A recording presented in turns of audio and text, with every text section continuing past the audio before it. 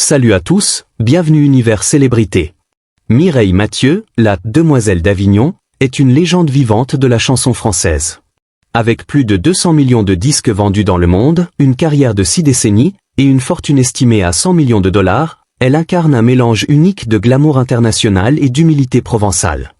De ses débuts dans la pauvreté à Avignon à ses performances devant des chefs d'État en Chine et en Russie, Mireille a conquis les cœurs avec sa voix puissante, souvent comparée à celle d'Édith Piaf, mais empreinte d'une élégance et d'une maîtrise qui lui sont propres. À 78 ans, elle partage son temps entre un somptueux hôtel particulier à Neuilly-sur-Seine et sa maison familiale chérie à Avignon, entourée de sa sœur Monique et de souvenirs précieux. Mais à quoi ressemble vraiment la vie d'une icône avec une telle fortune? Comment une femme issue d'une famille de 14 enfants, marquée par la dyslexie et les difficultés, a-t-elle bâti un empire tout en restant fidèle à ses racines? Dans cette vidéo, nous explorons son parcours, ses rituels quotidiens, ses choix de vie surprenants comme son célibat et son amour pour la Formule 1, et les secrets de sa longévité artistique. Restez jusqu'à la fin pour des anecdotes inédites, une analyse de son héritage, et des révélations sur son mode de vie unique. Si vous aimez les histoires de légende, donnez un gros pouce bleu, abonnez-vous et activez la cloche. Préparez-vous pour un voyage émouvant dans l'univers de Mireille Mathieu. C'est parti! Mireille Mathieu naît le 22 juillet 1946 à Avignon, dans une famille ouvrière de 14 enfants. Aînée de la fratrie, elle grandit dans des conditions précaires, dans des logements sociaux exigus du quartier de la Croix-des-Oiseaux. Son père, Roger, tailleur de pierre, et sa mère, Marcelle Sophie, qui gère le foyer, luttent pour joindre les deux bouts dans l'Avignon d'après-guerre. Nous n'avions rien, mais nous avions l'amour, confiera Mireille dans une interview à Paris Match en 2018. Les déménagements fréquents et les difficultés financières marquent son enfance, tout comme sa dyslexie, un trouble mal compris à l'époque, qui lui vaut des punitions à l'école et un sentiment d'exclusion. À 13 ans, Mireille quitte l'école sans diplôme et travaille dans une usine de papier à Montfavet pour aider sa famille. Après la fermeture de l'usine, elle devient animatrice jeunesse avec ses sœurs, un rôle modeste mais formateur. Pourtant, sa passion pour le chant ne faiblit jamais. Inspirée par Édith Piaf, qu'elle idolâtre, elle participe à des concours locaux, échouant en 1962 et 1963 au concours annuel d'Avignon. En 1964, sa persévérance paye. Elle remporte la victoire avec une interprétation émouvante de La vie en rose, décrochant un voyage à Paris et une audition pour l'émission Jeux de la chance. En 1964, lors d'un gala à Avignon, Mireille rencontre Johnny Stark, un impresario visionnaire qui perçoit immédiatement son potentiel. Elle avait une voix qui transperçait l'âme, dira-t-il dans une interview d'archives. Stark la prend sous son aile, et en 1965, Mireille remporte Jeux de la chance, surpassant la championne Georgette Lemaire. Sa prestation à l'Olympia de Paris la même année la propulse sous les projecteurs. La presse la surnomme la Piaf d'Avignon, mais Mireille refuse cette étiquette, « Je veux être Mireille Mathieu », insiste-t-elle dans Le Figaro en 1966. Collaborant avec le chef d'orchestre Paul Moria et le parolier André Pascal, elle développe un répertoire romantique et international. Son premier album, en direct de l'Olympia, 1966, est un succès, lançant une carrière marquée par des tournées aux États-Unis, au Canada et en Angleterre. À Las Vegas, elle partage la scène avec Frank Sinatra et Dean Martin, un exploit rare pour une chanteuse française. En 1969, elle conquiert l'Allemagne, où elle devient une star des émissions de variété. Et en 1971, elle triomphe en URSS, où sa popularité reste intacte aujourd'hui. Avec une fortune estimée à 100 millions de dollars en 2025, selon des sources comme People with Money, Mireille Mathieu est l'une des artistes françaises les plus prospères. Entre avril 2024 et avril 2025, elle aurait généré 58 millions d'euros grâce à des revenus diversifiés. Vente d'albums, avec 190 à 200 millions de disques vendus, dont 8 disques d'or en France et 4 au Canada, son catalogue de 1200 chansons en 9 langues génère des royalties via la radio, le streaming et les licences, films, publicités. Concerts. Mireille remplit des stades en Russie, Allemagne et Japon. Ses tournées, notamment en URSS dans les années 1970, affichaient complet, et elle reste une figure adorée à Moscou. Édition musicale. Ses sociétés, Abli Musique et Abli Disque, contrôlent ses droits, assurant des revenus passifs conséquents. Immobilier. Mireille possède un hôtel particulier à Neuilly-sur-Seine, valeur estimée entre 7 513 et 25 185 € m, et la maison familiale à Avignon, ainsi que d'autres propriétés locatives pour des revenus passifs. En 2005, la SACEM lui décerne le disque Rubis, célébrant 40 ans de carrière. Son concert historique en Chine, 1986, peu après l'ouverture du pays aux artistes occidentaux, marque son influence globale. Malgré l'évolution des goûts musicaux, ses albums hommage à Piaf, 1993, et ses coffrets maintiennent sa popularité. Neuilly-sur-Seine, un hôtel particulier raffiné.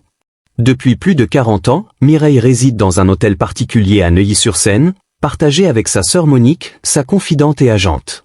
Cette propriété, dans l'une des communes les plus prestigieuses de France, incarne un luxe discret.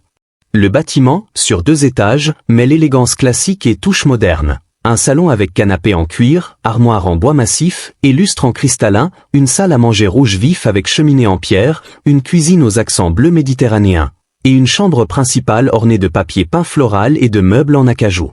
Un jardin avec potager et cabanon ajoute une note pratique. C'est mon refuge, confie Mireille à Gala en 2020. Avignon, la maison familiale, un ancrage émotionnel. Mireille a conservé la maison familiale à Avignon, près de la Croix des Oiseaux, un lieu modeste mais chargé de souvenirs.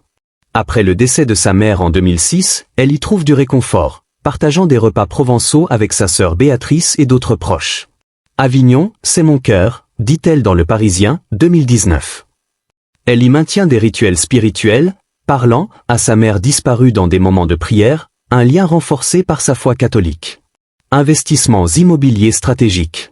Mireille aurait investi dans des unités locatives, selon Le Parisien et Libération, pour sécuriser son patrimoine face à l'inflation.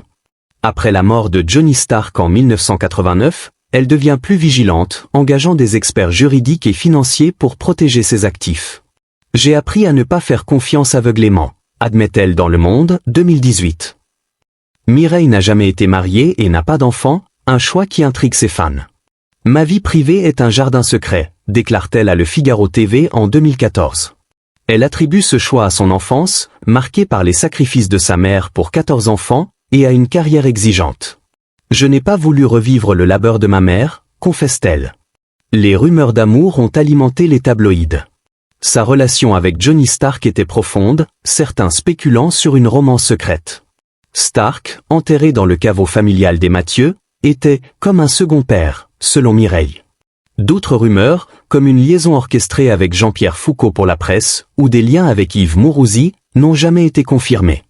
En 2023, un documentaire révèle une brève fiançaille rompue après une semaine. Il voulait que j'arrête de chanter.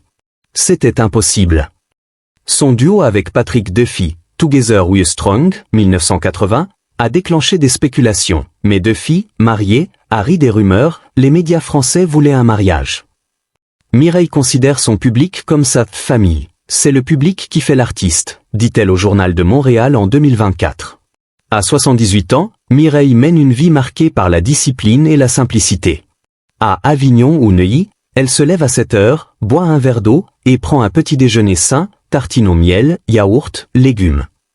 Mon métier est un sport, explique-t-elle, soulignant son soin pour sa voix. Elle participe aux tâches ménagères avec Monique, utilisant des produits comme le vinaigre pour nettoyer. Ces exercices incluent des échauffements vocaux et des reprises de chansons d'ABBA, Queen ou Christophe Maé. Mireille regarde des émissions comme les 12 coups de midi pour rester connectée au public. Sa foi guide ses soirées. Elle prie, parle à sa mère et trouve la paix dans ses rituels. À Paris, elle fréquente l'hôtel Bristol où les serveurs l'accueillent avec une rose. Parfois, elle chante spontanément, ravissant les convives. Passion inattendue. Fan de Formule 1, Mireille a assisté au Grand Prix de Magny-Cours, chantant pour Ferrari et des pilotes comme Felipe Massa et Michael Schumacher. Je pense souvent à Michael, confie-t-elle après son accident. Elle collectionne des figurines de tortues, symbole de longévité, offertes par ses fans. Pourtant, elle ne conduit pas, marquée par un accident en 1968 et sa dyslexie, qui complique la distinction gauche-droite. Elle voyage avec des chauffeurs et admet une peur intense de l'avion, je regarde les étoiles pour me calmer. En 2025, Mireille célèbre 60 ans de carrière avec des concerts à l'Olympia et en province, chantant en 9 langues sans prompteur. Je veux être libre, même de me tromper, insiste-t-elle dans France Dimanche. Son répertoire, de mon credo à une vie d'amour, reste intemporel. Elle prévoit des tournées en Russie et Allemagne, où elle reste une star. Son équipe, incluant Monique, gère ses droits et contrats de streaming, assurant des revenus constants. Mireille envisage de léguer son patrimoine artistique à Monique, qui préservera son héritage. Dès les années 1960, elle offrait une maison et une voiture à ses parents, un geste reflétant son attachement familial. Mireille Mathieu est plus qu'une chanteuse, elle est un symbole de résilience, de discipline et de fidélité à ses racines. De la pauvreté d'Avignon à la gloire mondiale, elle a transformé les épreuves en mélodies universelles. À 78 ans, elle vit entre luxe et simplicité, entourée de sa famille et de son public. Mes fans sont ma famille, répète-t-elle. Son hôtel particulier, sa maison d'Avignon, et sa collection de tortues incarnent une vie équilibrée, où le glamour côtoie l'authenticité. Alors qu'elle prépare son retour sur scène, une question persiste. Qui perpétuera son héritage? Avec Monique à ses côtés et un public fidèle, Mireille continue d'écrire son histoire. Chanter, c'est ma vie, dit-elle. Et cette vie inspire encore des millions de fans. Mireille Mathieu est une paradoxe vivant, une star mondiale qui préfère la simplicité, une femme sans enfant qui considère son public comme sa famille, une passionnée de vitesse terrifiée par les avions. Sa fortune de 100 millions de dollars, son hôtel particulier et sa maison d'Avignon témoignent de son succès, mais c'est sa discipline, sa foi et son amour pour ses racines qui définissent son essence. Quelle est votre chanson préférée de Mireille? Êtes-vous surpris par sa passion pour la Formule 1 ou son choix de célibat? Partagez vos pensées dans les commentaires, et si cette histoire vous a touché, donnez un gros pouce bleu, partagez, et abonnez-vous pour plus de récits sur les légendes. Merci de m'avoir suivi, et à très bientôt.